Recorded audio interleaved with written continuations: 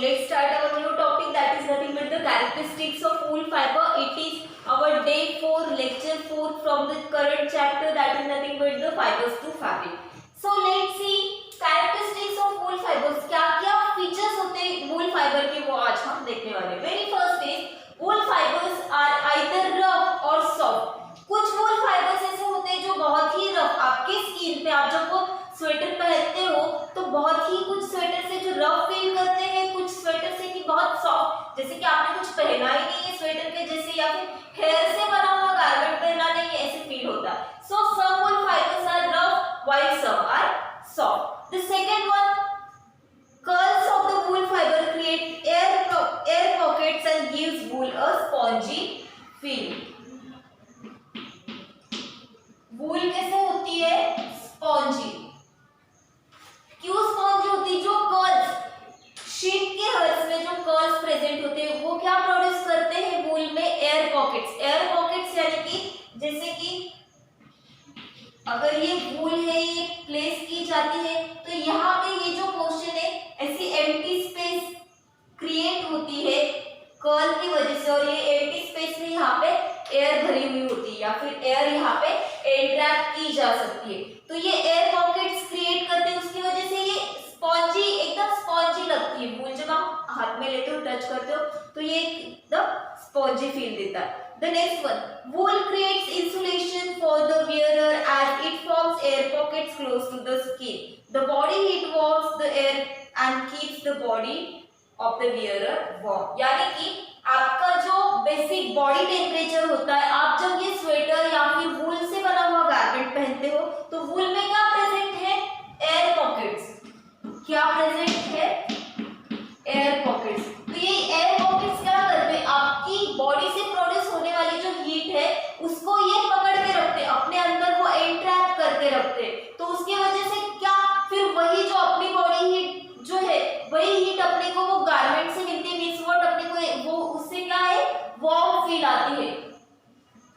तो ये keeps body warm.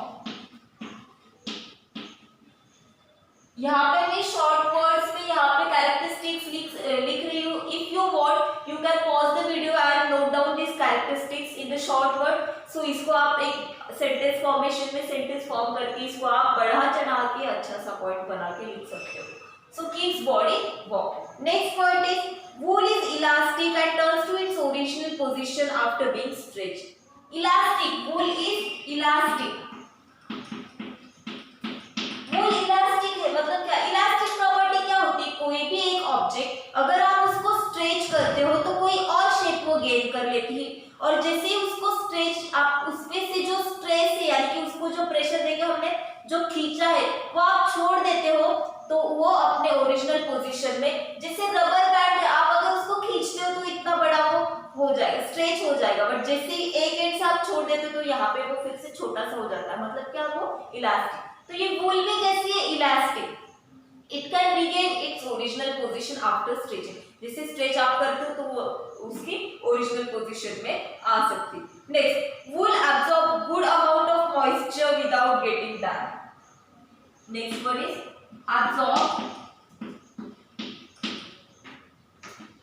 Good amount of moisture.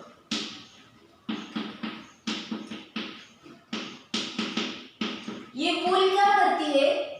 Moisture, यानी कि अगर कहीं पे पानी गिरा है या फिर आपकी बॉडी पे अगर वो पानी गिर जाता है तो वो थोड़ा सा वाटर वो सोक कर लेती है विदाउट गेटिंग डैम्प, बट वो गीली नहीं. देखो आप अच्छे से ऑब्जर्व करो, वाटर जब गिरता है ना वूल के ऊपर तो वो वूल के ऊपर ही रहता है, अंदर तक नहीं चला जाता. एकदम ऐसे नहीं कि पानी गिर गया और उसको निचोड़ना पड़ा, ऐसे जल्दी से वो वाटर सोक नहीं करता है. तो वो क्या? मॉइस्चर एब्जॉर्ब करता है विदाउट गेटिंग डैम्प, यानी कि वो गीला नहीं होता है.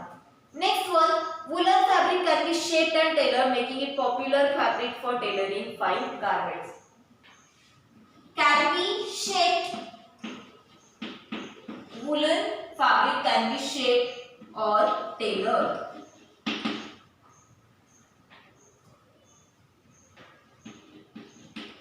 और टेलर मीन्स व्हाट, कि आप ये गारमेंट को, वूलन गारमेंट को कोई भी शेप में उसको कट कर सकते हो, कोई भी शेप में उसको स्टिच कर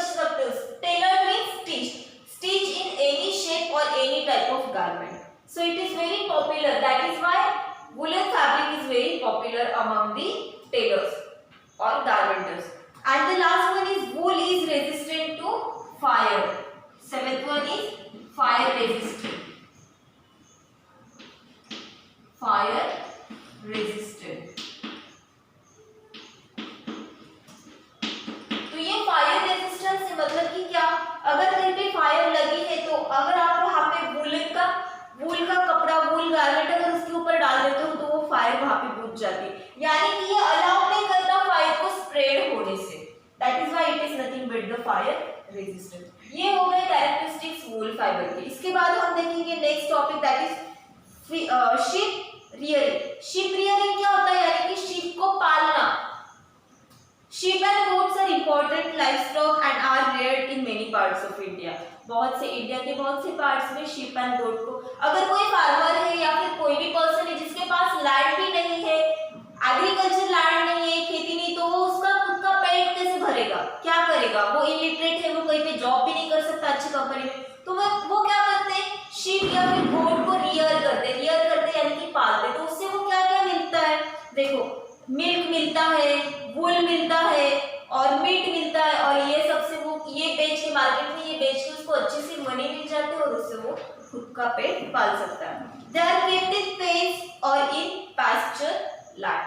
पेन्स एंड पास्चर लैंड मतलब कि क्या, उसके लिए एक स्पेसिफिक प्लेस बनाई जाती है जहाँ पे ये रेयर किए जाते हैं, है ना। शीप के लिए, या फिर आप अगर विलेज में जाते हो तो आपने देखा होगा शीप के लिए, गोट्स के लिए अलग से ऐसे प्लॉट बनाया जाता है, फिर उसको फेंसिंग, वायर से फेंसिंग की जाती है और उसके अंदर वो शीप्स को या गोट्स को रखा जाता है। उसको क्या बोलते हैं, पेन्स और पास्चर लैंड। पेन्स और you can say pasture land, pens और पास्चर लैंड उसको बोलते हैं। आपके बुक में एक टेबल गिवन है जिसमें some Indian sheep breeds reared for wool, तो कुछ ब्रीड यानी कि कुछ उनकी जो प्रजातियां है उनका नाम दिया गया है और वो कौन से रीजन में मिलती है ये भी गिवन है, और उससे मिलने वाली जो वूल है उसकी क्वालिटी क्या है, उसका यूज क्या किया जाता है, वो एक बार हम देख लेते हैं। बाकरवाल नाम की जो शीप है उससे गुड क्वालिटी की वूल मिलती है, उसका यूज किया जाता है शॉल्स में, शॉल बनाने के लिए, और ये कहाँ पे, जम्मू एंड कश्मीर में मिलती है। फिर राजस्थान और पंजाब में लोही नाम की एक शीप मिलती है, लोही, जिसकी वूल की क्वालिटी गुड है और उसका यूज किया जाता है स्वेटर्स या शॉल्स बनाने में। उसके बाद गुजरात में पठानवाड़ी नाम की शीप मिलती है जिसकी वूल की क्वालिटी भी गुड है, एंड होजेरी बनाने के लिए उसकी वूल का यूज किया जाता है। फिर राजस्थान, पंजाब, हरियाणा, जैसे राजस्थान पंजाब में हमने देखा पहले लोही, उसके साथ नाली नाम की भी एक शीप मिलती है, उससे मिलने वाली जो वूल है वो कोर्स यानी कि थोड़ी सी जाड़ी होती है, थोड़ी सी रफ होती है, रफ वूल उससे मिलती है जिसका यूज किया जाता है डोर मैट या फिर कारपेट्स बनाने के लिए। फिर गुजरात में और एक मारवाड़ी नाम की, मारवाड़ी, यहाँ पे मारवाड़ी गिवन है जिसका प्रोनाउंसिएशन हम मारवाड़ी ऐसे करते हैं, मारवाड़ी नाम की एक शीप यहाँ पे मिलती है और उसका यूज क्यों, दैट इज ऑल्सो कोर्स यानी कि रफ होती है वो, and it is used in shawls and carpets। तो ये सब हमने देख लिया वूल के बारे में। इसके बाद हम नेक्स्ट टॉपिक देखेंगे सिल्क। वूल ये था एक animal fibre. Now we will discuss about another animal fiber that is nothing but the silk। Silk is actually not the animal fiber, it is insect fiber।